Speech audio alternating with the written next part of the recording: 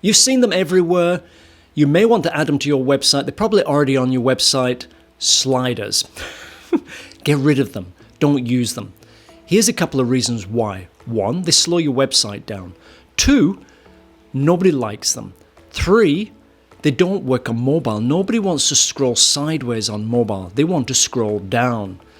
Probably 60% of your site visitors are now using a mobile device. Sliders went out of the design fashion well over 5 or 6 years ago. At times they are useful. One of the useful places where I like to see them being used is where they're displaying client logos.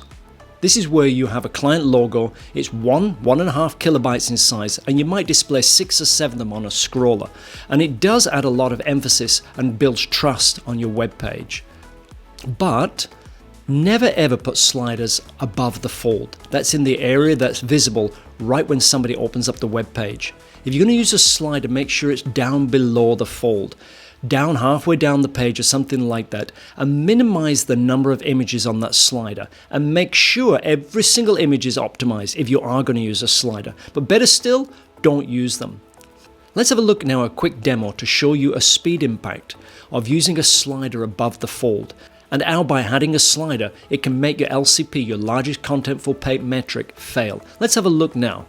Let's take a look at that right now. I've created 2 sample pages with images at the top, one just plain images and the other in a slider, and we're going to compare the two. There's nothing else on the page.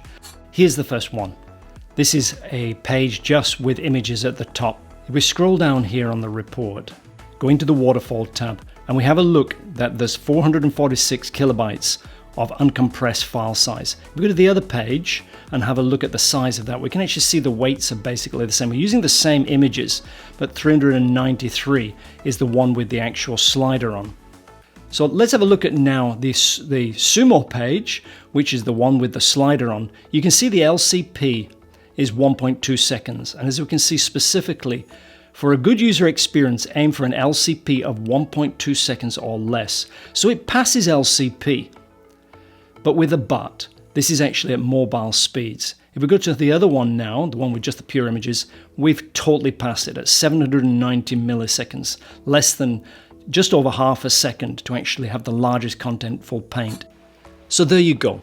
That gives you a good indication of some of the impact of using sliders above the fold and how it can affect very important metrics like LCP.